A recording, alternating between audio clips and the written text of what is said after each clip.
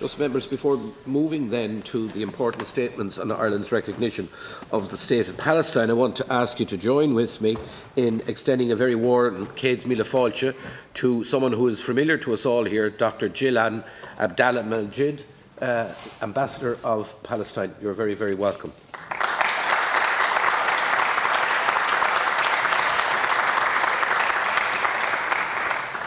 And as we proceed to take the debate, can I just say a word or two of caution, please? We will in this debate understandably want to express our horror at what I think has correctly been described by Deputy Holly Cairns as the depravity that we have seen over several months now taking place in Palestine, and indeed the events of the 7th of October in Israel. But I do need to make it very clear that when we speak here, we do clearly differentiate between Hamas and the Palestinian people, and we do clearly discriminate between the government of Israel and the Jewish and Israeli people. And we think, I think, particularly as we speak, about the very small but treasured Jewish community that we have in this country, that we value, that we treasure, and that we do not want to feel in any way undermined by our justifiable criticism of unthinkable acts of depravity that we have seen happening. I think we do need to bear all that in mind. So, that said, can I call on the Taoiseach? You're leading off, Taoiseach, are you, for us on this matter? Ceann Comhairle, firstly, thank you for your own words of leadership in relation to this, which I wholeheartedly endorse. Last Wednesday, with the Taoiseach Minister Ryan, we announced that Ireland was recognising the State of Palestine alongside our partners in Spain and Norway. Today, the Government gave formal effect to that decision, and now Ireland has formally recognised the State of Palestine. Colleagues in Madrid and Oslo have also taken the same step. This decision fulfils our commitment in the programme for government to do so when the time was right. We have said many times that our goal was to offer recognition as part of a process that could lead to peace on the basis of a two-state solution.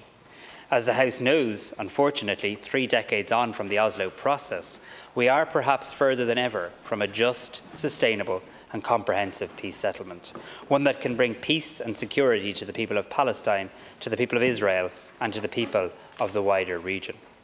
In these circumstances, it would not have been right to withhold our recognition when we were convinced that it was the right thing to do. It was not unreasonable to ask, if not now, then when? Today is a historic day, but it takes place in the most sombre of circumstances as we witness a humanitarian catastrophe continuing to unfold in Gaza and in Rafah. We see children starving. We see children going to bed not knowing if they will wake up. And we see that new despicable trend where every now and again an event of particular horror takes place, and the Israeli Prime Minister then apologises for the tragic mistake. As I've said, April's tragic mistake was the bombing of aid workers providing food to starving Gazans. May's tragic mistake was the bombing of displaced children, parents and families who had fled to a designated safe zone in truly apoplectic scenes. What will June's tragic mistake be? And more importantly, what are we all in this world going to do to stop it? As I've consistently said, there is an onus on every country and on the European Union to use every lever at our disposal to bring about a ceasefire. It is no longer enough just to condemn. It's no longer enough just to be repulsed. That's why I welcome the decision of the Belgian presidency to convene a meeting on the EU-Israel Association Agreement. The human rights clauses in that agreement are and must be meaningful, and when they're not being adhered to, that too must have consequences. We need to look at all the levers at our disposal to bring about a cessation of violence before Netanyahu's next tragic mistake. Formal recognition of the State of Palestine here today is an act of powerful political and symbolic value, and I hope it sends the Palestinian people a message of hope that in this their darkest hour, Ireland stands with them. It is an expression of our view that Palestine holds and should be able to vindicate the full rights of a state, including self-determination, self-governance, territorial integrity and security, as well as recognising Palestine's own obligations under international law. Generations of Palestinians have endured occupation, dehumanisation and humiliation. In today's West Bank, we see an extreme form of Zionism fuel settler violence and appropriation of land, illegal actions that largely go unchecked. In Gaza, since last October, we have seen tens of thousands die, many of them children, many more suffering life-changing injuries.